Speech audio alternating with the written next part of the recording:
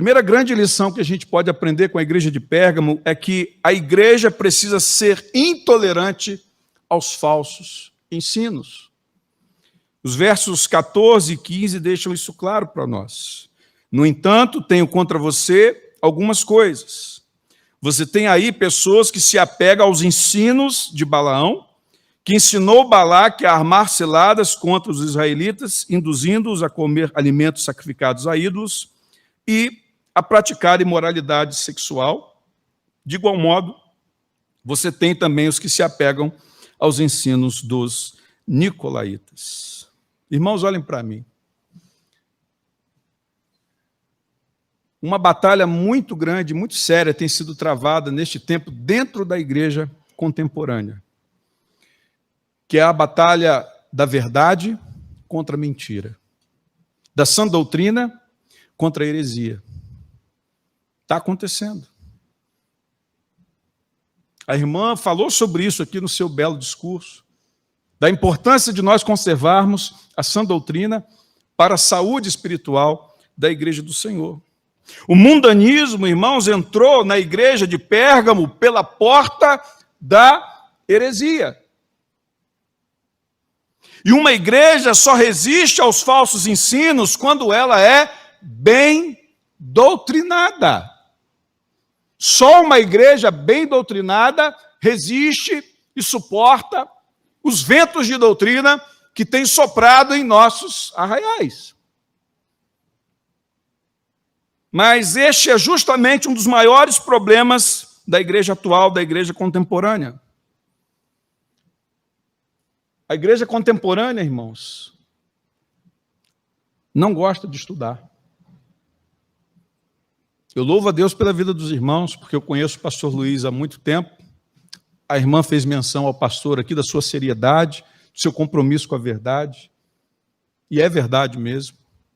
Isso é coisa rara, queridos, por aí. Regra geral, os crentes atuais sentem comichões em seus ouvidos e urticárias quando se fala de doutrina. As pessoas dizem hoje, os crentes moderninhos, não, a gente não quer saber de doutrina, né? Doutrina causa divisão. É o que pensam muitos por aí. A doutrina divide, né? Para que ficar se prendendo à doutrina?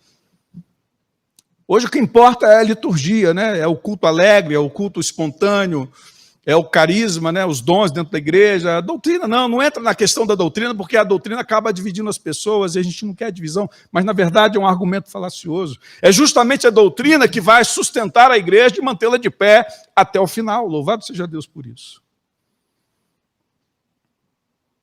Os crentes hoje têm pavor, meus irmãos, de estudo bíblico. Os crentes de hoje não sabem o que é uma teologia sistemática. Os crentes de hoje não suportam uma pregação expositiva como esta que eu estou fazendo. O que os crentes atuais amam é a superficialidade.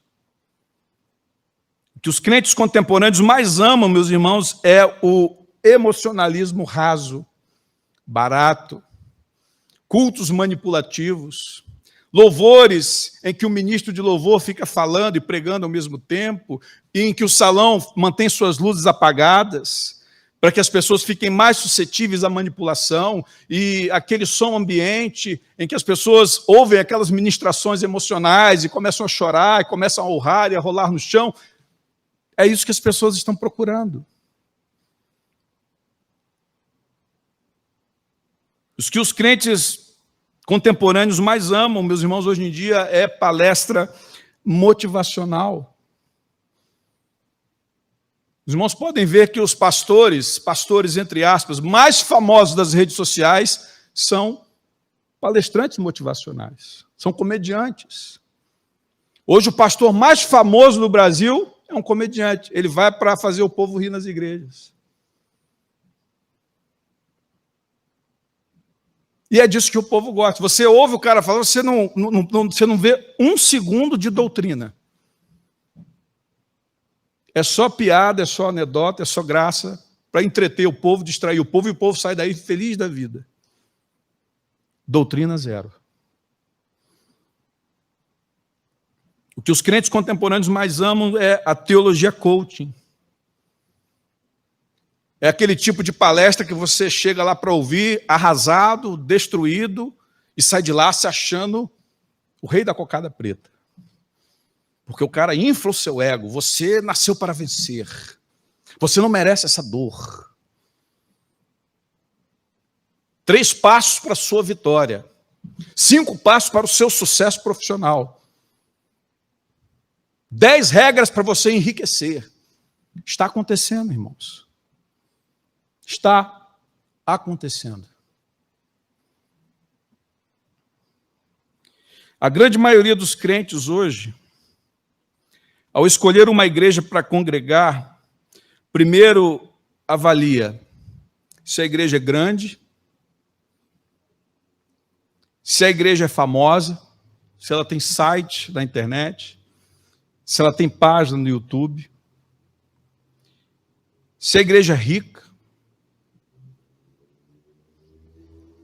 se a igreja tem estacionamento para guardar os carros, se a igreja tem ministério de casais, se a igreja tem ministério com crianças, se a igreja tem um bom ministério de louvor, isso conta muito para muitos aí na hora de escolher uma igreja. Se o pastor é carismático, se ele tem um sorriso de orelha a orelha, né? Está sempre sorrindo para a igreja, fazendo o povo rir. Não que essas coisas sejam más em si mesmas, mas elas não são fundamental. Em último lugar, as pessoas vão avaliar se a igreja tem uma boa doutrina. Isso quando avaliam. Por isso, lamentavelmente, nós temos ouvido absurdos dentro da igreja evangélica. Inclusive em igrejas históricas, igrejas tradicionais. Eu recebi um rapaz na minha igreja que andou nos visitando lá, e ele, me contando o seu histórico eclesiástico, ele falou que ele passou um tempo frequentando uma igreja pentecostal lá da nossa cidade, uma igreja famosa, uma igreja muito grande. E ele disse para mim, pastor, até ouvir que nota de R$2 era feita de fezes, eu ouvi do púlpito daquela igreja. Aí eu não entendi nada, eu virei, mas meu irmão, que absurdo esse, que loucura é essa? O senhor não entendeu, pastor? Eu falei, não, me ensina, me explica que eu não estou entendendo. É porque na hora do ofertório, eles se recusavam a receber ofertas de R$2. Então eles diziam para os irmãos que a cédula de R$2 era feita, constituída de fezes, para que ninguém trouxesse cédulas de R$2 na hora do ofertário. Só servia de 5 para cima. Então os irmãos imaginem o nível doutrinário dessa igreja.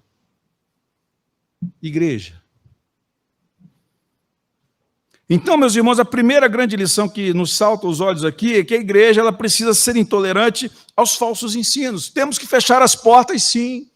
Temos que ser criteriosos, sim, cuidadosos, zelosos da palavra de Deus. Temos que apoiar o nosso pastor. Temos que combater não só os falsos ensinos, mas também os falsos profetas, porque eles estão por aí, fazendo muito sucesso. Tem uma garotada agora aí, uma pastorada jovem, falando tanta asneira, rapaz.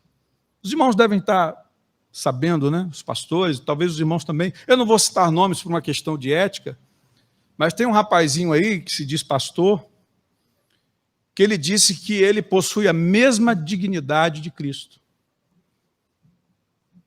A mesma dignidade. Ele disse que nós, cristãos, temos a mesma dignidade do Senhor Jesus. Ele também disse, sabe o quê? Que se Cristo estivesse no lugar de Adão, ele comeria do fruto por amor à sua esposa. Sabe, irmãos? E sabe o que mais me apavora? Não é o que eles estão falando porque eles são falsos profetas, é que eles encontram o auditório que os aplaudem.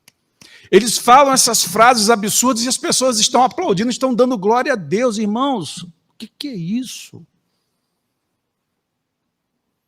O que é isso? Onde nós estamos chegando?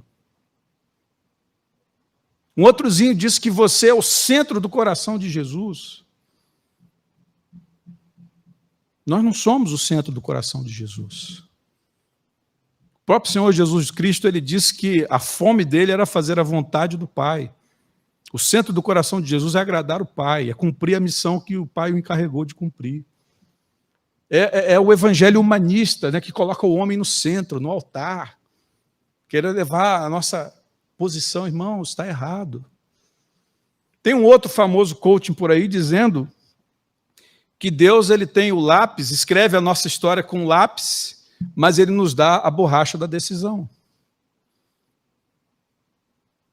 Ou seja, você pode frustrar os planos de Deus. Deus está escrevendo a história com lápis, a sua história, mas ele te dá a borracha da decisão. A sua decisão pode mudar a história.